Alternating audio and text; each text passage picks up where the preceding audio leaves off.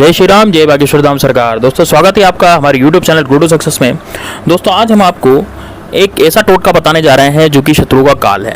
दोस्तों काला नमक का जो ये टोटका है ये बहुत ज़्यादा फेमस है और इस टोटके को जिसने भी किया, जिस भी इंसान ने इस टोटके को किया है वो इंसान बर्बाद हुआ है। दोस्तों ये जो टोटका है ये काले नमक का टोटका खास करके आप किसी भी दिन कर सकते हैं।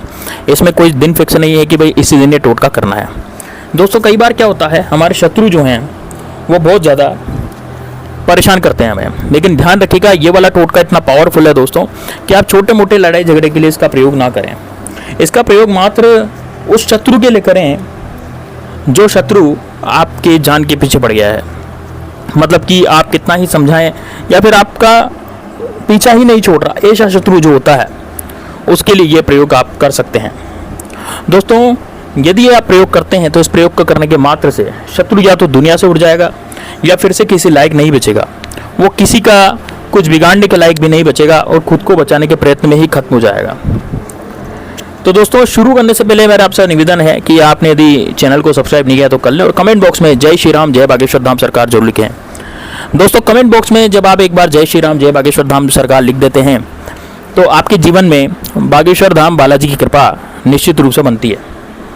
इस कारण आप जरूर बागेश्वर धाम सरकार कमेंट बॉक्स में जरूर लिखें और सब्सक्राइब करने के बाद बेल आइकन को दबाना बिल्कुल भी ना भूलें।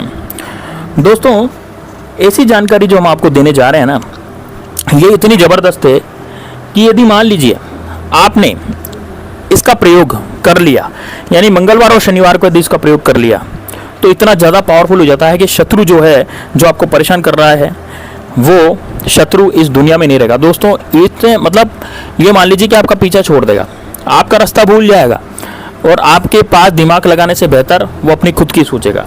वो इतना परेशान हो जाएगा कि वो अपनी ही उसमें लग जाएगा। दोस्तों इसका बेहतरीन रिजल्ट आपको बहुत जल्दी देखने को मिल जाएगा। तो आपको लाना क्या है वो समझ लेते हैं। तो आपको सबसे पहले लाना है जो एक नमक का चूर्ण होता है, काले नमक का चूर्ण। काला नमक घरों में पाया जाता है, आपके घर में नहीं है तो आप बाजार से ला सकते हैं। 2-5 रुपये का काला नमक आसानी से मिल जाएगा। उपाय करने के लिए इतना ही नमक काफ़ी है। पेट के हाजमे के लिए भी काले नमक का प्रयोग किया जाता है दोस्तों। तो एक काला नमक आपको लाना है और काले नमक के साथ में आपको एक थोड़ी सी भांग लानी है। भांग जो कि भोलेनाथ का, भगवान महादेव का प्रसाद होता है, उस भांग को आपको लाना है। अब ये भांग आपको कहीं भी मिल जाएगी, आप वहाँ से जाकर के इसको ला सकते हैं। भगवान भोलेनाथ के भांग चढ़ती है और उसी तरह की भांग आपको लानी है। और आपको एक और चीज़ लानी है, वो है दोस्तों बिना लाइन का कागज। बिना लाइन का जो कागज होता है उसको आपको ले लेना है। थोड़ा बड़ा कागज होना चाहिए बिना लाइन का, और उस बिना लाइन के कागज को भी आपको ले लेना है। अब आपको क्या करना है, काले पेन से मार्कर जो है, काला मार्कर आपको लेना है और काले मार्कर से आपको निशान भी लगाना है। काले मार्कर जो होता है, काले रंग का जो पेन होता है, काले रंग का जो मार्कर होता है, उसको आपको प्रयोग में लाना है। अब आप क्या करेंगे, आप जैसे मान लीजिए आप इस प्रयोग को करने जा रहे हैं तो प्रयोग कैसे करना है उसको ध्यान से समझिएगा। हो सके तो आप कॉपी पेन लेकर के बैठ जाइए ताकि आपको दिक्कत नहीं आए कि भाई कॉपी पेन लेकर के बैठ गए, लेकिन आपको ये दिक्कत नहीं आए कि बाद में इस उपाय को आप गलती कर दें। क्योंकि दोस्तों क्या होता है, जब हम गलती कर देते हैं ना किसी उपाय में, या कोई सी भी हमारे से चूक हो जाती है किसी उपाय में, तो फिर वो उपाय हमारा सफल नहीं हो पाता। ठीक है, तो आप ज़रूर इस उपाय को करने के लिए आप क्या करें कि अपने कॉपी पेन लेकर के बैठ जाएं ताकि इस उपाय को लिख लें। अब आपको करना क्या है, देखिए तो वैसे तो किसी भी दिन इस उपाय को कर सकते हैं, लेकिन मंगलवार शनिवार को ये उपाय बहुत ज़्यादा पावरफुल हो जाता है और बहुत ज़्यादा सिद्ध रूप से इस उपाय को आप कर सकते हैं। ठीक है, अब इस उपाय को करने के लिए आपको सबसे पहले एक लाइन बना का कागज़ ले लेना है और लाइन बना के कागज़ पर आपको काले रंग के मार्कर से आपको एक सर्कल बना लेना है, एक गोला बना लेना है। लाइन से एक गोला बना लेना है, यानी कि एक मतलब मार्कर से आपको क्या करना है, काले रंग का गोला बना लेना है। अब ये गोला जो है ये चक्रव्यूह का प्रतीक है, यानी कि आप शत्रु को चक्रव्यूह में डाल रहे हैं। जैसे कि गुरु द्रोणाचार्य ने चक्रव्यूह की रचना की थी और उस चक्रव्यूह की रचना से अभिमन्यु अंदर तो चला गया था लेकिन बाहर नहीं आ पाया था, लेकिन शत्रु इसके अंदर यदि फंस गया तो वो भी बाहर नहीं आ पाएगा। इतना ज़बरदस्त ये चक्रव्यूह बनने वाला है। और अंदर आपको क्या लिखना है, यदि आपका कोई एक शत्रु है जिसका नाम आप जानते हैं, केवल एक ही शत्रु आपको परेशान कर रहा है, उसका नाम आप जानते हैं, तो उस शत्रु का नाम आप उस गोले के अंदर लिख लीजिए। ठीक है, उस शत्रु का नाम आपको उस गोले के अंदर लिख देना है। और यदि शत्रु नहीं है तो आपको केवल उस गोले के अंदर शत्रु लिखना है। क्या करना है, आपको अंदर शत्रु लिख देना है गोले के अंदर। यदि आपके एक से ज़्यादा शत्रु हैं, है ना, मान लीजिए आपके एक से ज़्यादा शत्रु हैं, 2 या 3 शत्रु हैं, तो आप क्या लिखें, उसके अंदर शत्रु लिख दें। और यदि आपका केवल एक ही शत्रु है तो केवल आप शत्रु का नाम अंदर उस गोले के अंदर लिख दें। ठीक है, अब क्या करना है आपको, ध्यान से समझिएगा।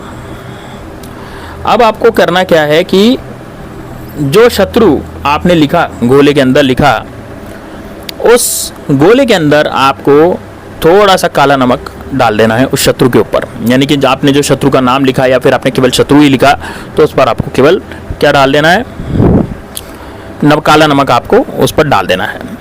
और उसके बाद आपको थोड़ी सी भांग लेनी है, भांग जो कि भगवान भोलेनाथ का प्रसाद होती है, और उसके ऊपर काले नमक के ऊपर उसको साइड में उसको रख देना। काले के ऊपर, नमक के ऊपर मत डालना। जैसे काला नमक आपने डाल दिया शत्रु के ऊपर, तो थोड़ा सा साइड में उस भांग को रखना है। ठीक है, अब आपको थोड़ी देर बैठ जाना है, दक्षिण दिशा में करना है ये काम। आप नीचे ज़मीन पर बैठ करके दक्षिण दिशा में एक क्रिया करें। इस क्रिया को हमेशा दक्षिण दिशा में ही कीजिए। शत्रु की क्रिया है, इस कारण से दक्षिण दिशा में हमारे शत्रु ही होते हैं, इस कारण से दक्षिण दिशा में इस क्रिया को की जाती है। अब आपको क्या करना है, 5 मिनट बाद, जब आप 5 मिनट बाद शत्रु का स्मरण करेंगे, ये क्रिया करके शत्रु का स्मरण करें। शत्रु का स्मरण करते समय या फिर ये क्रिया करते समय कोई भी आपको रोके टोके नहीं, या फिर कोई भी आपको टोक भी नहीं दे, जरा सा भी आपको टोकना नहीं चाहिए। यदि टोक देते हैं तो उपाय अपना खत्म हो जाता है, फिर उपाय उसका नहीं होता। ठीक है, तो अब आप क्या करें, इस जो आपकी भांग जो आपने उस पर रखी थी वो आप अलग ले लें किसी कटोरी में, और जो आपने काला नमक था वो अलग कटोरी में ले लें। और इस कागज़ को अब आपको एक आग जलानी है घर से बाहर। घर से बाहर जा करके आपको, घर से एक चौखट पे जला सकते हैं, घर के बाहर जला सकते हैं, लेकिन घर के अंदर नहीं जलानी, छत पे जला सकते हैं दोस्तों। छत पे आप आराम से आग जला सकते हैं, या फिर किसी घर से बाहर जाकर किसी गार्डन में कहीं भी आप आग जला लें थोड़ी सी। और उसमें आप क्या करें, उसमें सबसे पहले वो जो शत्रु लिखा हुआ कागज़ है, उस शत्रु लिखे हुए कागज़ को आपको आग में जला देना है। शत्रु लिखे हुए कागज़ को आपको किस में जला देना है, आग में जला देना है। तो आग में आप शत्रु लिखे हुए कागज़ को जला दें। उसके बाद, है ना, आग में उस शत्रु लिखे हुए कागज़ को आपको जला देना है, आग में जला दें उसको। उसके बाद आप क्या करें, उसके बाद उसमें नमक, काला नमक डाल दें उसी आग में, है ना। उसी आग में क्या करेंगे आप, काला नमक डाल देंगे, और उसी आग में आप क्या करेंगे, थोड़ी सी भांग उसके अंदर डाल देंगे। मतलब पहले तो काला नमक डाल दें और उसके बाद थोड़ी सी भांग उस आग में आपको जला देनी है, डाल देनी है। अब क्या करेंगे, अब जब वो पूरी तरह से जल जाए, आपको ये ध्यान रखना है कि कागज़ भी पूरी तरह से जलना चाहिए, नमक भी पूरी तरह से जलना चाहिए, और आपका जो ये भांग है वो भी पूरी तरह से जलनी चाहिए। भांग आपको ज़्यादा नहीं लेनी है दोस्तों, भांग आपको थोड़ी सी ज़्यादा नहीं लेनी है, मतलब इतनी लेनी है कि वो आराम से आग में जल जाए।